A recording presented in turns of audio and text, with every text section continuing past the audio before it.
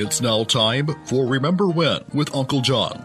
John Guess, Ouachita County's resident storyteller and local historian. Sit back now and enjoy a walk down memory lane as John recalls the days of yesteryear in his own unique way. You never know, some of it might even be true. So here's Uncle John, along with his trusty sidekick, Kelly Blair. Back on Remember When with Uncle John. Well, here we are rolling along through this week. I already made it to the next best thing to a Friday. And John, you said you wanted to go back and check out a classic.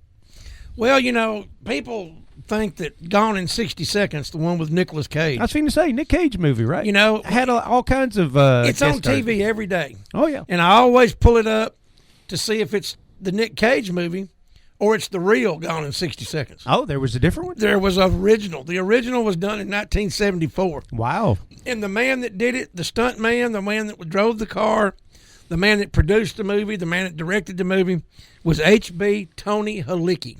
Tony Halicki. Tony Halicki. And he passed away, killed in a stunt accident on this day in 1989, April the 20th, 1989. But if the only Gone in 60 Seconds you've ever saw is the one with Nick Cage, right, you need to watch the original. Oh, okay. Of course, there was a Mustang in it. It was a 74 Mustang that they made to look like a 73. Oh. And it was called Eleanor. Right. And it's the greatest. Everybody talks about Bullitt having the greatest car chase scene on film. That was pretty good. To me, it's not as good as the original Gone in 60 Seconds. Oh, so. They took that Mustang, Mach 1 Mustang, and beat it all to pieces. I got you. And wrecked a bunch of cars and trucks and everything in the ensuing car chase. Just mayhem going on all over. But if you've never watched the original Gone in 60 Seconds, you need to pull it up on YouTube and watch it, because you will see what a classic car chase scene was before they had all these CGI, and special effects and computerized generated things like that. Now, when you went out and wrecked a car back then on film, you turned on a camera and you filmed somebody wrecking a car. That's right. You know, and Tony Halicki was the best at it. You know, Hal Needham, the guy that directed Smokey and the Bandit, yep, you know, was a top-notch stunt man, one of the greatest in Hollywood. But he himself was quoted as saying that Tony Halicki was probably the best driver for stunt movies ever. Wow. Because he had no fear, which probably ended up getting him killed, but he had no fear. He went the extra mile to do whatever it took to get the scene, and just was absolutely fearless when it came to being behind the wheel. But the original Gone in 60 Seconds came out in 1974, and I was 14 years old. And Randy Stennett and I, you know, in those days there weren't dumpsters. The county didn't come along and pick up your trash. There wasn't a place to go throw your old furniture.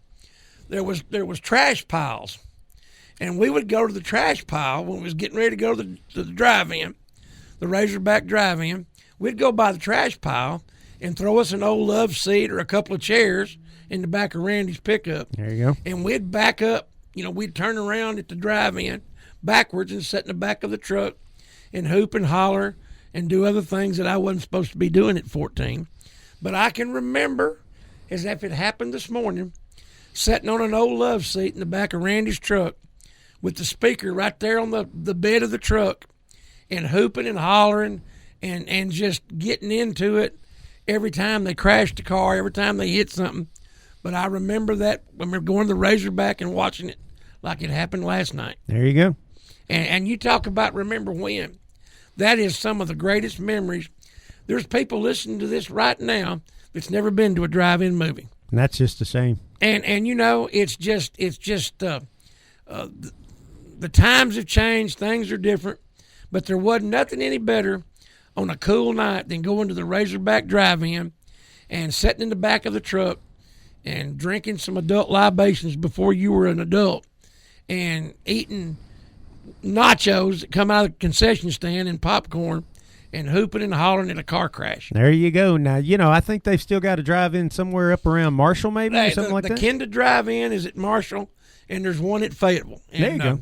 I'm telling you, there just ain't nothing like going to the drive-in. Man, that sounds like a road trip needs to happen to me, and I bet we could be gone in 60 seconds. Absolutely. Pull it up on YouTube and watch it. And I also want to give a shout-out. My mother passed away on this day in 1992, and I just want to say I love you, Mama, and I wish I could. I can't wait to see you again. There you go. Hey, that's going to wrap up Remember When with Uncle John here for today. Big thanks to Sherwin-Williams House Paint, The Shopper's Guide, and ProMed Ambulance Service for being our wonderful sponsors on this little video show. We just hope it makes a big part of your life. I guess we'll see you tomorrow, John. See you tomorrow, Kelly. You've been listening to Remember When with Uncle John on Y95. This broadcast can be heard each weekday morning at 6:45 on South Arkansas's favorite station, Y95.